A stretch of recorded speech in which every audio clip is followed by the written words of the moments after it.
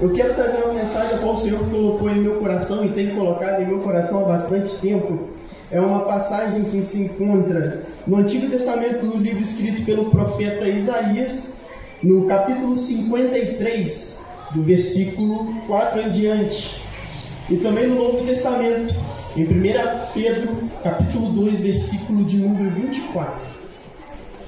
No Antigo Testamento, no livro de Isaías, capítulo 53. E no Novo Testamento, 1 Pedro, capítulo 2, versículo 24. Amém? Em Isaías 53 vai nos dizer, versículo 4: verdadeiramente Ele tomou sobre si as nossas enfermidades e as nossas dores, e levou sobre si, e nós o reputávamos por aflito, ferido de Deus e oprimido. Mas Ele foi ferido por causa das nossas transgressões e morrido por causa das nossas iniquidades. O castigo que nos traz a paz estava sobre Ele, e pelas suas pisaduras fomos sarados. Versículo de número 6.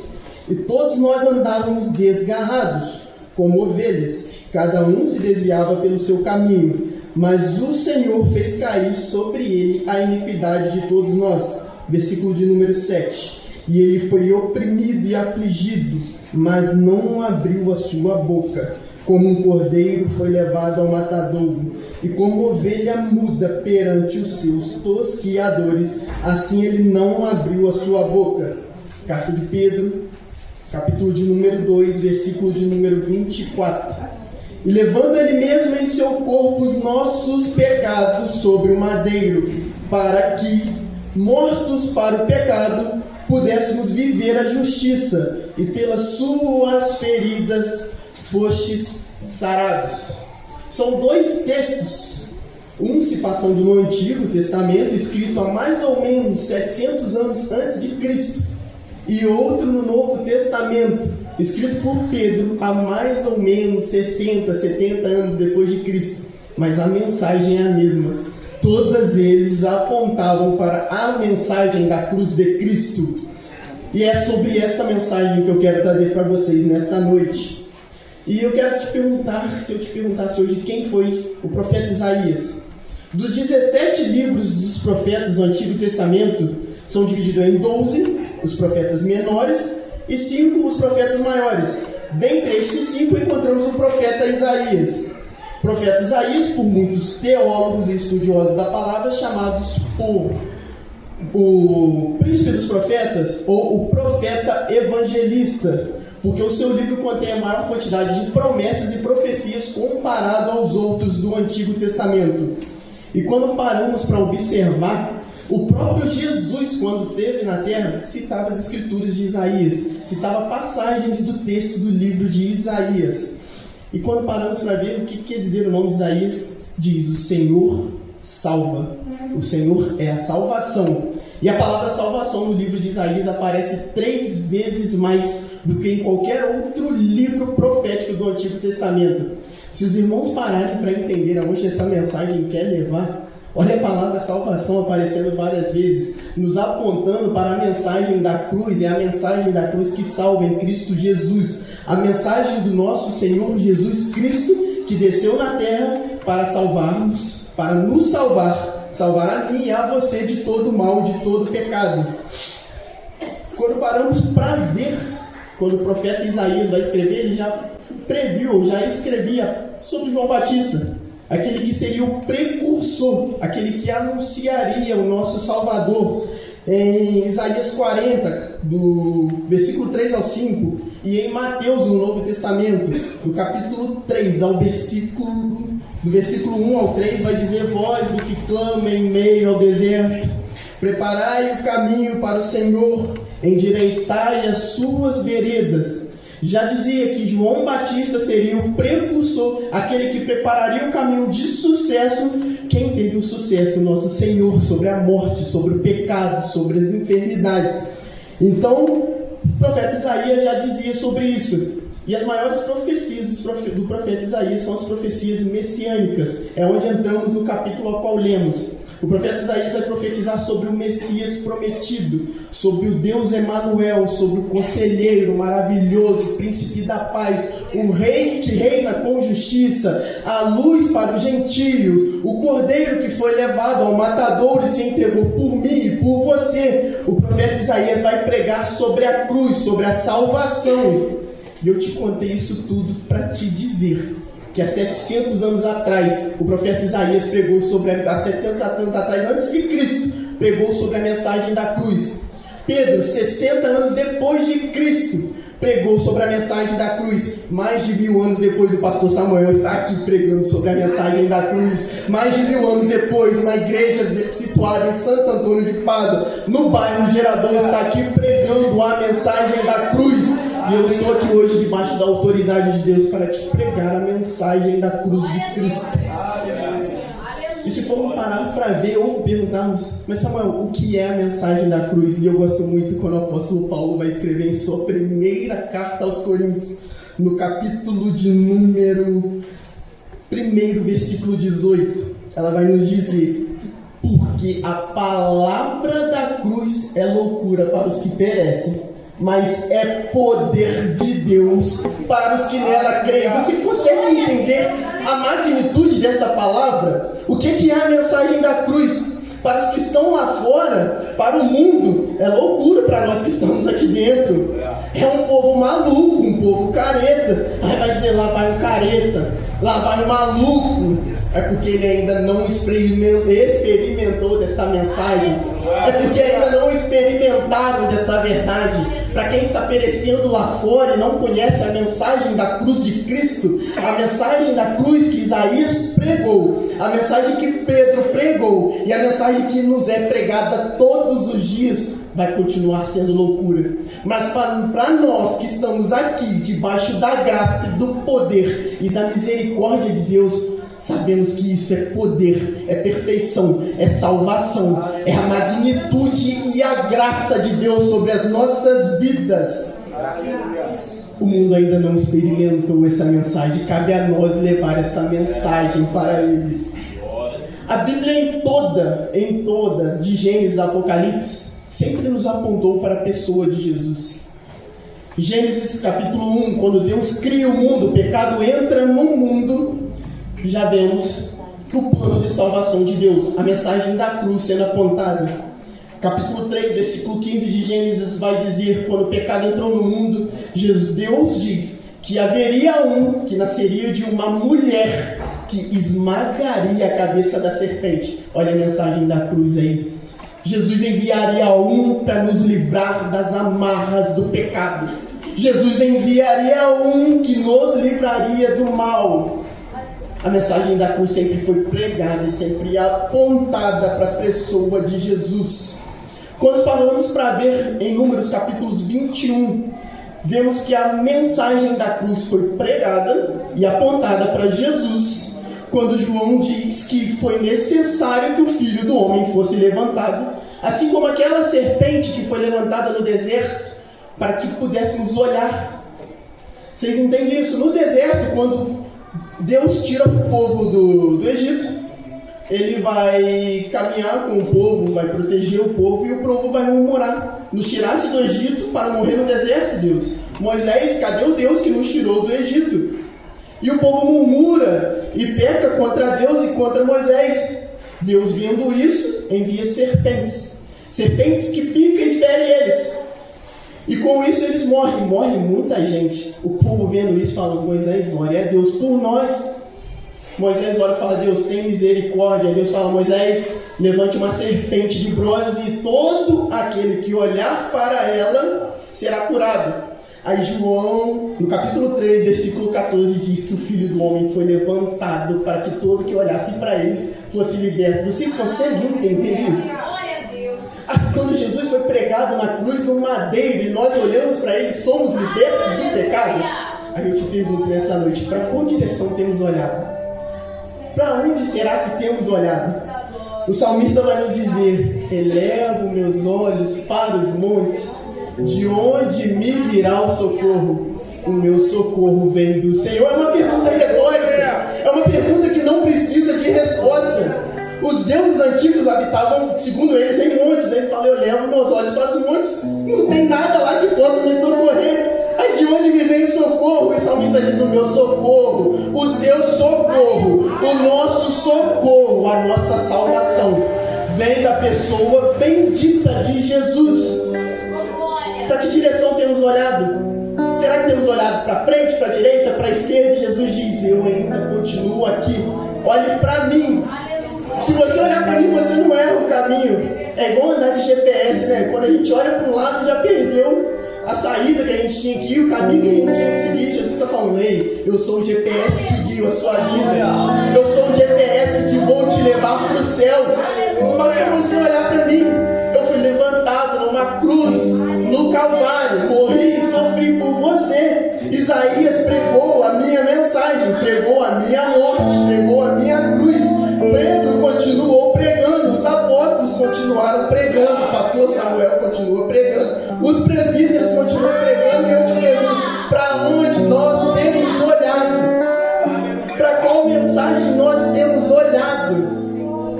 Olhe para Jesus, que é o autor e consumador da fé. É o Senhor que nos salva, que nos guia. É o Senhor quem cuida de nós. Quando olhamos para Jesus, somos livres e salvos do julgamento eterno. Se estivermos olhando para Jesus, nada pode dar errado na nossa vida, porque com Jesus somos mais do que vencedores. E quando olhamos para Êxodo, capítulo 12, a primeira Páscoa, o que Deus diz a Moisés? Moisés, é um cordeiro macho, sem manchas e sem máculas. Olha mais uma vez o cordeiro apontando para Jesus. Olha mais uma vez, tudo predizindo a Jesus. O que eu faço com ele, Senhor? Um cordeiro macho, sem manchas, sem máculas. Pega o seu sangue e passa na porta. Porque o anjo da morte vai passar, a morte vai passar e vai ferir os primogênitos. E aquele que tiver o sangue do cordeiro na porta não vai ser morto. A Isaías já profetiza, João Batista já profetiza e fala, quando vê Jesus, o que João Batista diz? Eis aí o Cordeiro de Deus que tira o pecado do mundo. A Isaías vai nos dizer, como um cordeiro mudo foi levado ao matadouro. Vocês conseguem entender a magnitude disso? Ele derramou o sangue para que não fôssemos mortos pelo pecado. Ele deu a sua vida para que tivéssemos vida. A mensagem pregada na cruz é: aquele que tem o sangue derramado por você, por mim, o sangue que Jesus derramou não morre. Aquele que aceita este sangue derramado não morre. Jesus derramou o sangue dele por mim, por você, como cordeiro mudo. Ele não reclamou, ele apenas disse: eu aceito porque tem um povo que precisa de mim, porque tem um povo que eu morro por ele, tem um povo que merece o meu amor. Jesus não murmurou sequer um minuto, foi levado ao matadouro como um cordeiro, sem gritar, sem reclamar. A mensagem da cruz é amor. Aí me perguntam, como, Samuel, como que você afirma que a mensagem é amor? O textual bíblico de todo cristão, e todo cristão tem que saber, João 3,16. Porque Deus amou o mundo. O amor de Deus é um amor diferente, irmãos. Eu posso falar que eu amo a minha esposa e amo, eu faço tudo por ela e demonstro com as minhas atitudes. O pastor Samuel ama a esposa dele e demonstra com as suas atitudes. E qual foi a atitude de Deus para com a igreja? Deus amou o mundo a ponto de entregar o seu filho para morrer por nós que não merecíamos. Amou o mundo de tal maneira. Que maneira é essa? De uma maneira que eu não consigo explicar. De uma maneira que ninguém consegue explicar. Porque Deus amou o mundo de tal maneira que entregou o seu único filho. Entregou o seu filho para que fôssemos chamados de filho. Entregou o seu filho para que tivéssemos parte com ele. Deus nos amou. Amou mais que tudo.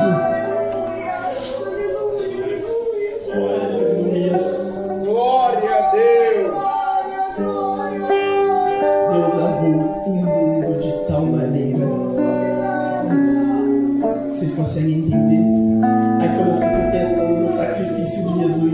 a trajetória que Jesus teve até o Calvário.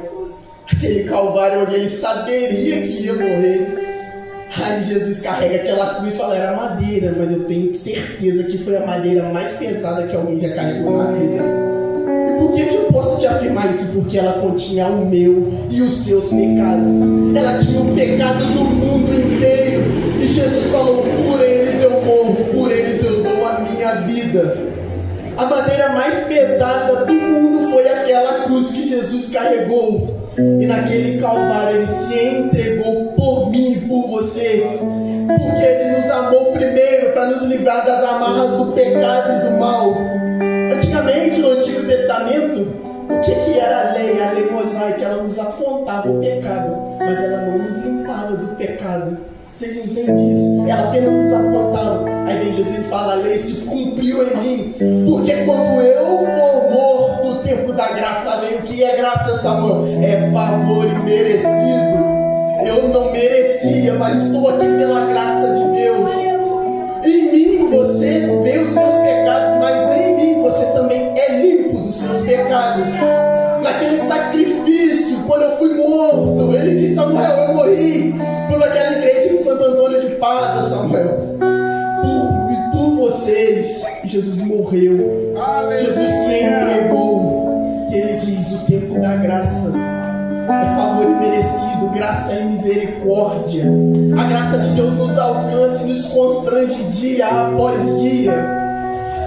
A graça de Deus é tudo em nossas vidas.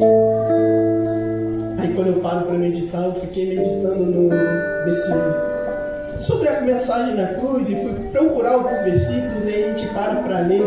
Aí quando lê Mateus 25, versículo 24, aí vem a respeito do centurião que guardava o corpo de Jesus, e aquilo me chamou muita atenção pela frase que ele disse. É uma frase bem conhecida que vai dizer, que verdadeiramente é o Filho de Deus. Mas o que tem isso? Por quê? Acredito eu, a Bíblia não nos conta. Era um soldado que guardava o corpo de Cristo ali na cruz, estava vigiando, então ele estava próximo da cruz. Ele estava ali perto da cruz. Eu imagino isso. Aí ele vê os terremotos, vê tudo acontecendo, o tempo escurecendo, a terra tremer, e por estar perto da cruz de Cristo, ele sente a presença e diz, ei, verdadeiramente este é o Filho de Deus. Você consegue entender isso? A Micaela disse para mim, Samuel, quem vai pregar no congresso lá é Elisângela Sobrosa. Eu quero chegar cedo porque eu quero ficar dentro da igreja e sentar na frente. Então você se arruma rápido. Fala, é interessante, vamos sentar na frente, vamos chegar cedo.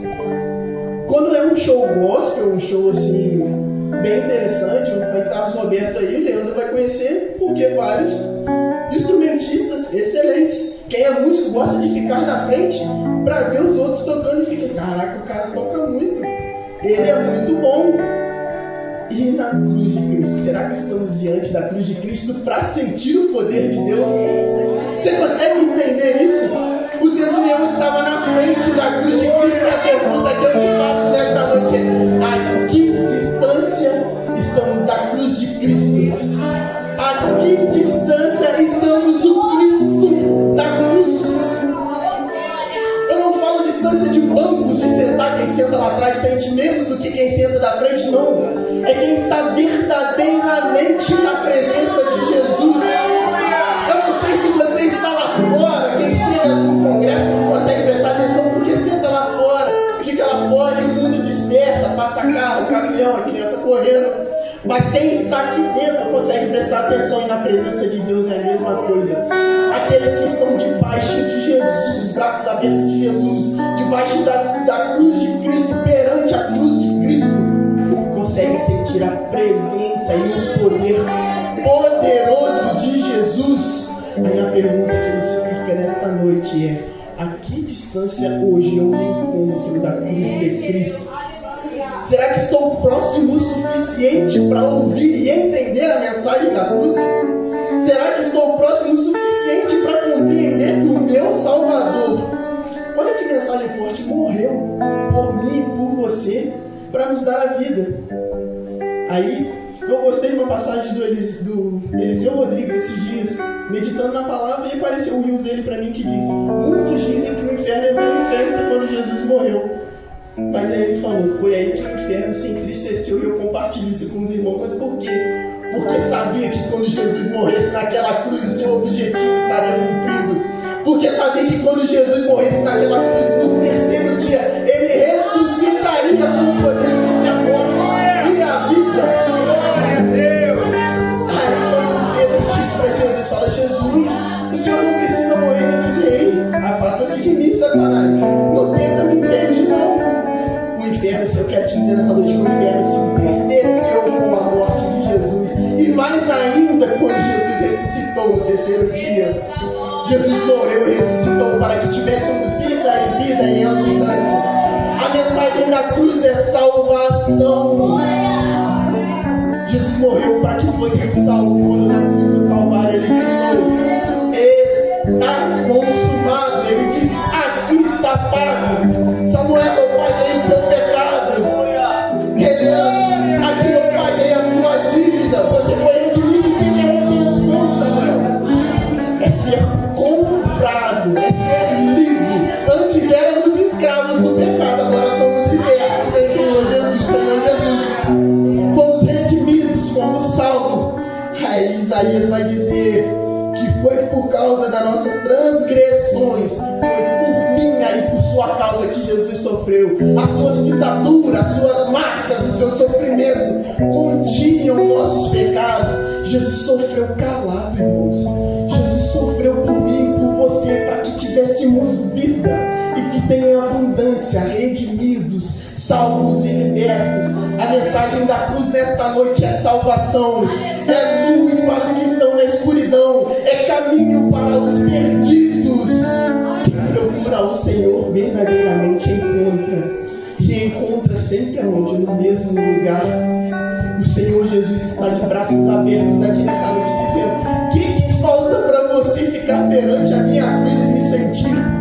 Há quanto tempo eu não te vejo perante a minha cruz? Há quanto tempo eu não te vejo de joelhos dobrados perante a minha cruz? Eu morri por você, por amar você, por amor de você. Eu te libertei do mal, e o que você está fazendo longe da mensagem da minha cruz? O que você está fazendo longe de mim? A mensagem da cruz é salvação. Eu quero caminhar para o final. Eu quero pedir a Rebeca, se possível, ela coloque o hino de número 291 no telão, só o coro. Eu não vou cantar não, porque se eu cantar, acho que os irmãos correm aqui da igreja. Existe no português a interpretação sintática, metafórica, existe a interpretação textual. Eu quero fazer com vocês uma interpretação espiritual, para que possamos terminar esta noite. E ela colocou isso, só o coro. E aqui eu quero terminar, porque é um hino que particularmente fala muito comigo e mexe muito comigo. E às vezes a gente canta esse hino e não presta atenção na mensagem, não presta atenção nas palavras a qual cantamos, porque quando cantamos e louvamos ao Senhor é de coração, é de verdade, então temos que estar com o coração aberto. Aí o hino que nós cantamos vai começar com a palavra sim. É uma afirmação. Quem afirma algo, afirma algo, alguma coisa. O pastor Samuel tem o costume de falar que ele é o negão mais lindo. Só que eu falo que ele é o segundo negão mais lindo, porque depois que eu nasci, eu sou o mais lindo. A minha mãe afirma isso e a minha esposa também. Então ele ficou para segundo. Então quem afirma algo, vai afirmar alguma coisa e diz sim, eu. Não disse sim você, não disse sim o pastor Samuel. É um sujeito simples. Sim, eu amo. Quem ama, ama algo ou alguma coisa. Diz eu amo a mensagem da cruz. Aí você fala, Samuel, eu canto sabendo que eu amo. Como uma mensagem da cruz que é mensagem de amor, de salvação, de libertação. Uma mensagem que nos libertou do pecado, de Jesus que morreu por mim, por você. Aí você canta sim, eu canto afirmando que eu amo a mensagem da cruz. Aí vem o pulo do gato. Até morrer. Uma locução adverbial de tempo. Então até que ponto você ama a mensagem da cruz? Até morrer. E você fala, Samuel, mas é até morrer. É até morrer. Quando você acorda, com um dia tudo bem, você continua amando e pregando a mensagem da cruz. Tudo deu certo no seu serviço, você continua amando e pregando a mensagem da cruz. Está indo tudo bem, você continua amando, pulando e louvando a mensagem da cruz. Aí você fala, Samuel, é isso mesmo? Mas e quando está mal? quando nada dá certo, aquela porta de emprego não se abriu, quando o que você queria não chegou, você canta, eu amo a mensagem da cruz até morrer. É no dia bom, é no dia mau, é quando tudo dá certo, é quando tudo dá errado, é até morrer que você proclama essa mensagem, que você prega essa mensagem. Proclamar é pregar, é falar, está tudo bem, proclame e ame a mensagem da cruz. Não deu nada certo, proclame e ame a mensagem da cruz. Aí tá, levarei, futuro do presente do indicativo, futuro do presente. O que é? É uma ação contínua. Levarei. Aí você fala, levarei, então eu levarei. Não é o pastor Samuel, não é a Rebeca, não é a Lena, não é o irmão Laércio. É eu levarei a minha cruz. O Senhor Jesus diz em Lucas, capítulo 9, versículo 23. Se alguém quiser seguir após mim, tome a sua, negue-se a si mesmo e tome a sua cruz e siga-me. É negar a si mesmo constantemente. Aí você fala, levarei, eu também. Por que eu também? Porque a cruz mais pesada Jesus já levou, irmãos. A cruz mais pesada Jesus já levou. A que resta para nós é a cruz mais leve. Fala, Samuel, é leve, mas está difícil. Aí Jesus diz, vinde a mim todos que estáis cansados e sobrecarregados. É simples. Está cansado? Está sobrecarregado de levar sua cruz? Não deixa ela no caminho, não. Se achega a Jesus, que Jesus te ajuda a carregar. Se achega a Jesus, que Ele fala, vai ficar mais leve agora, diante da minha presença. Comigo vai ficar mais leve, a mais pesada eu já levei com você. O mais difícil eu já fiz com você, agora ficou fácil. Aí tá lá, levaria eu também minha cruz. Até. É finalidade. O que é finalidade? Tem um propósito. Por que nós levamos a nossa cruz? Tem um propósito. É até o quê? Por uma coroa trocada, irmãos. E que coroa é essa?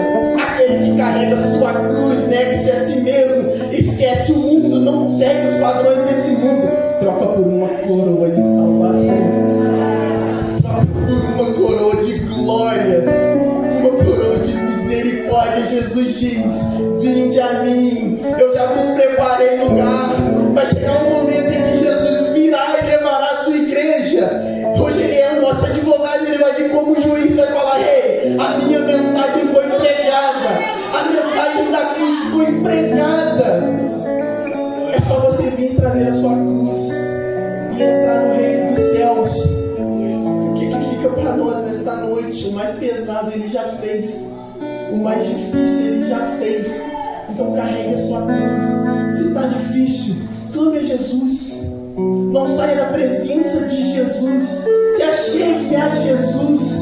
Jesus está dizendo, não fique longe da minha presença. Não fique longe da minha mensagem. A minha mensagem de cruz é pregada todos os dias. Eu conversando esses dias com um amigo, eu disse, rapaz, nós vivemos num tempo onde é muito fácil pregar Jesus. É fácil. Difícil subir aqui, a perna treme, mas a gente ainda consegue falar. Mas quer ver o mais difícil? É viver Jesus. É viver Jesus constantemente. É viver o Santo Evangelho dia após dia. É viver perante a cruz de Cristo, falando, Senhor, o Senhor derramou o seu sangue por mim e por você. E eu quero ser levado aos céus. Eu quero trocar a minha cruz pela salvação. Eu quero viver Jesus, experimentar Jesus o mais profundo. Eu não quero estar longe da sua cruz, nem da sua presença. Eu quero viver você, Jesus. Eu quero viver a ti, eu quero viver a tua presença. Que o Senhor Jesus possa nos abençoar nesta noite e falar nos nossos corações de uma maneira melhor. Mas entenda que a mensagem da cruz já foi pregada há muito tempo atrás. E ela está sendo pregada hoje ainda.